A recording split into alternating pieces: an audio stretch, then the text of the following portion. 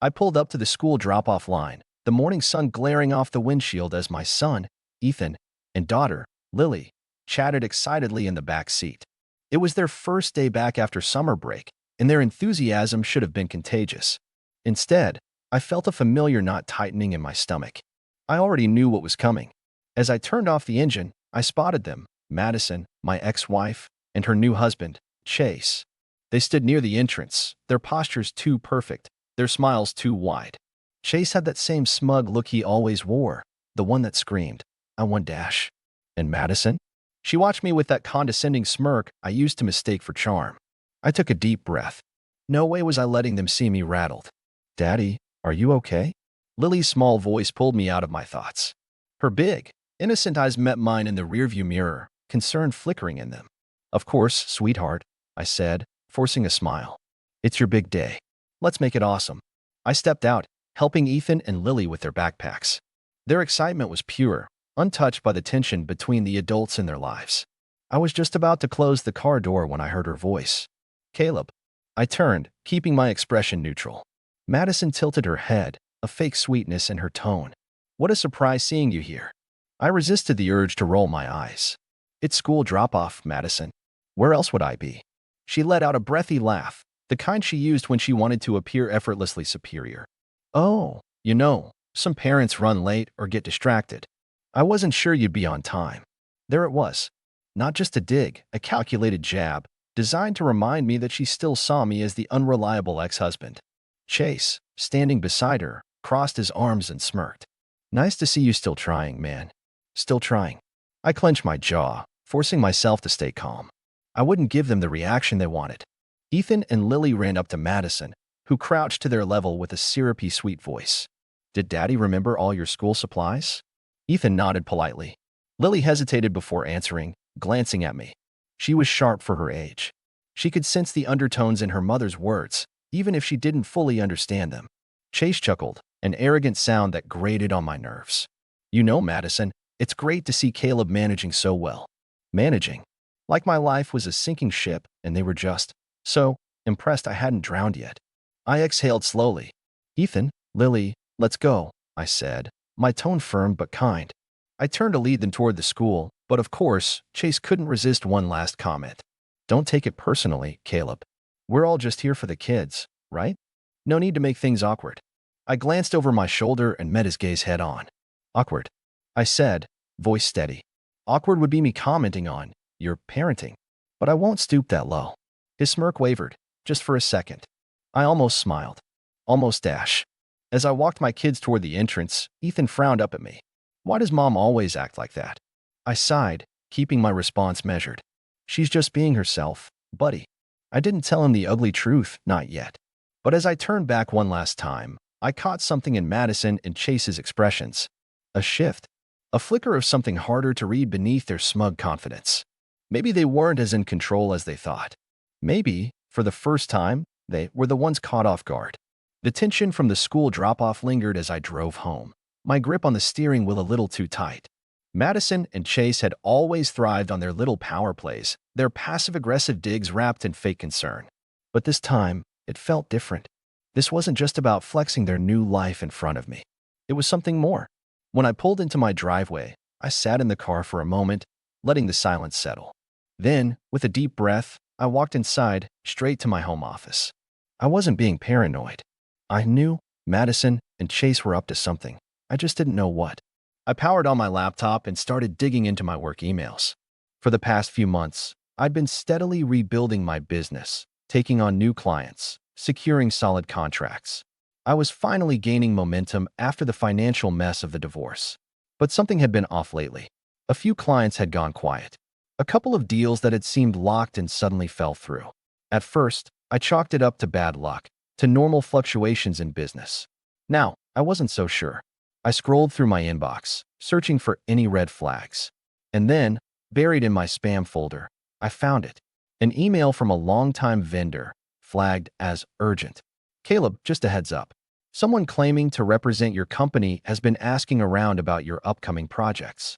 Something feels off about it. Thought you should know." My stomach dropped. There was only one person who had both the motive and the arrogance to pull something like this. Chase. I leaned back in my chair, exhaling slowly. So this was their game. Madison and Chase weren't just content with trying to make me feel small at school drop-off. They were actively trying to sabotage my business. They wanted me to fail, to struggle, to need their pity. I ran a hand through my hair, my mind already shifting from anger to strategy. If they thought I was just going to roll over and take this, they were about to be very disappointed. I picked up my phone and dialed the one person who could help me figure out exactly how deep this went. Hey, I said as soon as my lawyer, Andrew, answered. I need you to run a quick audit. Specifically, I want to know if there have been any unusual requests for financial data or project details in the past 6 months. There was a pause. Everything okay? Not yet, I said. But it will be. Andrew didn't ask questions. I'll get on it. As I hung up, a slow smile crept onto my face. Madison and Chase thought they had me cornered. They didn't realize they had just made their first mistake, and I was about to make sure it was their last. The next morning, I woke up to a text from Andrew. You were right to check. Call me when you can. I didn't even wait to make coffee before dialing. All right, I said as soon as he answered. What did you find? Andrew let out a low sigh. It's worse than we thought. There's been an unusual number of inquiries about your financials. But here's the kicker. These requests didn't come from potential clients or investors. They came from companies tied to Chase. I clenched my jaw. You're saying Chase has been trying to dig into my business? Not just digging. He's been positioning himself. He recently registered an LLC under his name, one that specializes in, get this, consulting and acquisitions, I exhaled slowly, trying to keep my temper in check. Madison and Chase weren't just messing with me. They were trying to take over my company. I rubbed a hand over my face. And here I was, thinking they were just content making my life hell at school drop-off. Andrew chuckled darkly. Nope. They're playing the long game. Chase has been sniffing around, trying to make your business look unstable. He probably wants to pressure you into selling, maybe even force you out under the guise of helping. I shook my head. He really thinks I'm that stupid? He thinks you're desperate, Andrew corrected. And, to be fair, they don't know what you've been working on behind the scenes. That was true. What Madison and Chase didn't know was that I had just secured a major investor meeting, one that, if successful, would turn everything around for my company. I wasn't just surviving. I was thriving. And now, I had the perfect opportunity to make sure they knew it. I smiled grimly. All right, if Chase wants to play dirty, let's see how he handles a real fight. Andrew hesitated. What's your move? I leaned back in my chair, already forming a plan. First, we solidify my position. I need to make sure my current partners and clients know the truth before Chase can spread more lies. Smart, Andrew agreed. And the investor meeting? I grinned. That's going to be the nail in their coffin. By the end of the week, I had taken back control. I spent hours strengthening my client relationships, personally reaching out to reinforce my credibility. I didn't mention Chase. I didn't need to. Instead, I focused on transparency, making sure everyone knew that my company was stronger than ever. The investor meeting was in 2 days. And if it went the way I expected, it wouldn't just secure my business. It would publicly prove that Madison and Chase had underestimated me, which is exactly why I made sure they'd hear about it. At the next school event, a routine PDA meeting, I made a point of arriving early, sitting where I knew Madison and Chase would see me. Sure enough, they walked in together, whispering and smiling, probably assuming they still had the upper hand. That changed when I casually turned to the parent next to me and said, loud enough for the room to hear. Yeah, things have been busy, but it's a good problem to have. I just locked in a major investor meeting. If it goes well, it's going to take my company to the next level. Silence. I could feel Madison and Chase's attention shift to me. I didn't look at them. I didn't need to. Chase's confidence had been built on the assumption that I was struggling, that he had me cornered. Now, he was realizing the truth. I wasn't in trouble. I was about to win.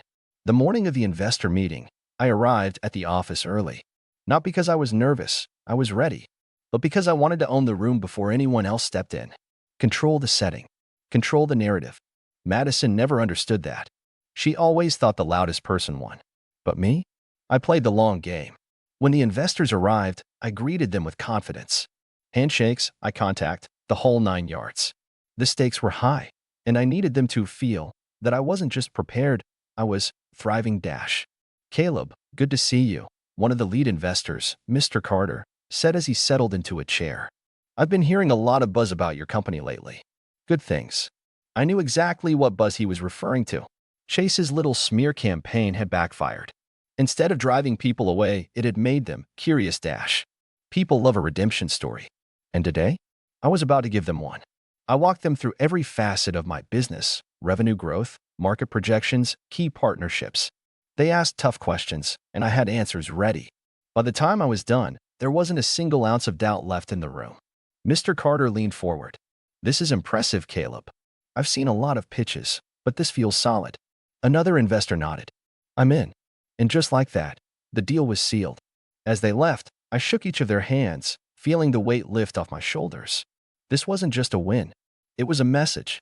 And I made sure Madison and Chase got it loud and clear. That evening, there was another school event, this time, a fundraiser. I knew Madison and Chase would be there, surrounded by their usual crowd, still assuming they ran the show. I let them believe it.